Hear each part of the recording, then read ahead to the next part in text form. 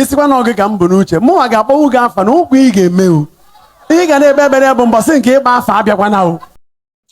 Nke bụ eziokwu bụ na Father Mbaka nwekwara ike nwee 1 million mistake o mego in the past, mana kwefere ịtụ mmadụ egwu esoghị na ya.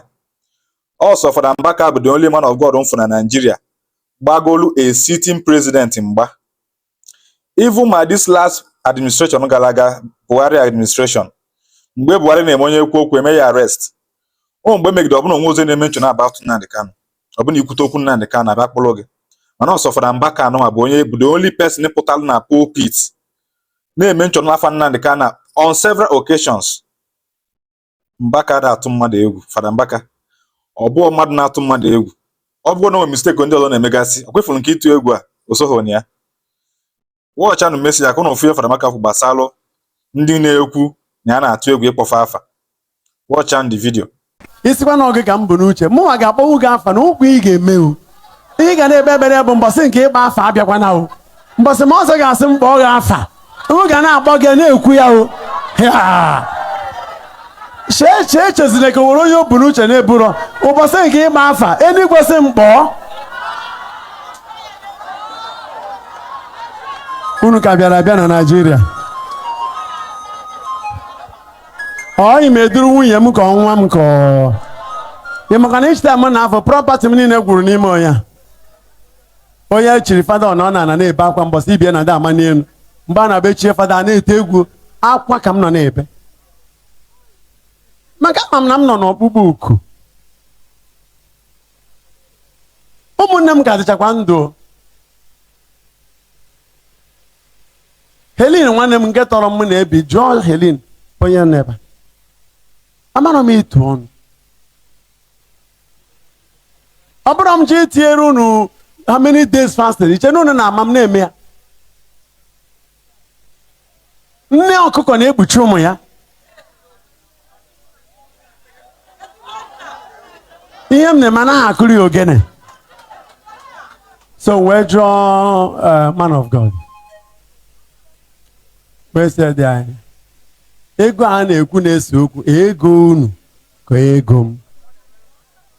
And since m wepụchara ego ahụ were onye ego efu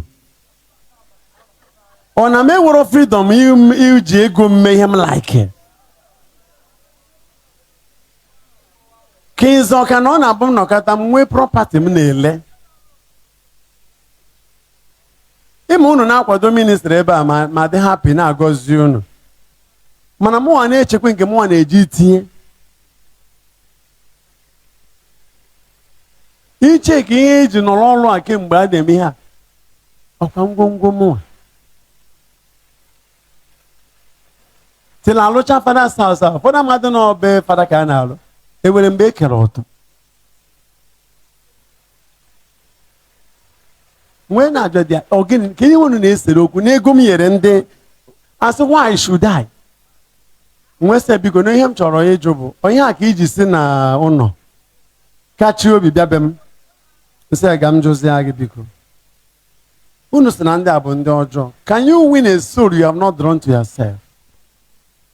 Unu sịkwa na ha na-agụ Igbo na-agụ ihe ndị a niile ewere n'ime ihe iyele aka kwụọrọ ụgwọ akwụkwọ ọ nọ na village unu dị quick in judging.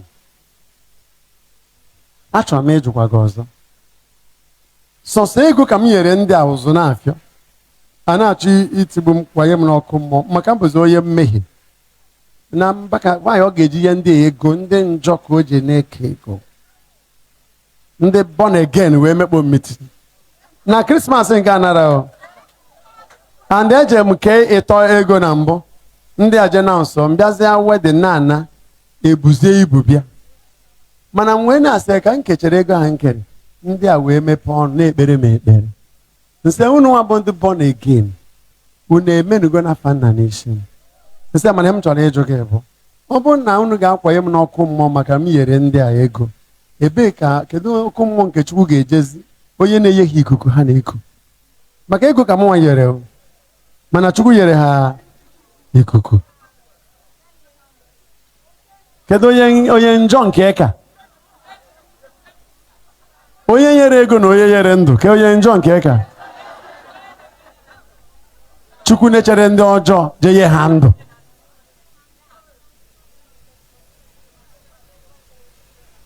Ịma ọ naghị afịa ahụ ịkpasute ahụ. Ihe na-afịa ahụ bụ mgbe aṅụ gbawara ịkwụsa ya. Ndị a niile na-akọ akụkọ na social media, I'm giving them time to keep quiet. Maka na ha ga-akparụ mkpọụkwụ afa ihe mebiere ha. Maka ha mara ihe onye n'ebe a na-edi.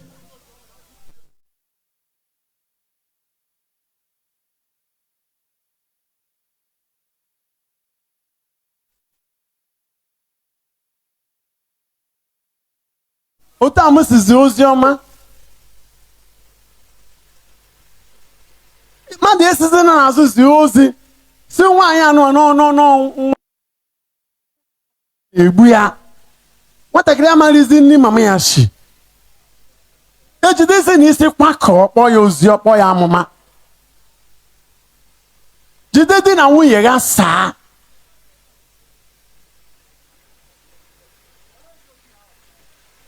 O nwee fada anyị mma ndị arenji ji n'ọrụ.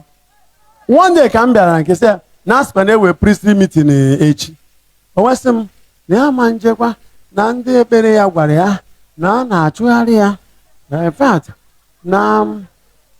na nwesị ya fada. Ọkwa ịma na omego na 3 times ịbadebere. Ọ sị maka m ka gị ekwentị. Mụ na fada Jonathan Nweke Beso rest in peace. So wee je. Fada Nweke na-ekwu. Fada sị Mbaka na ahụ dịkwa ihe ha nga na nche fada ndị egbukwa gị, ndị anakwa gị n'iyi.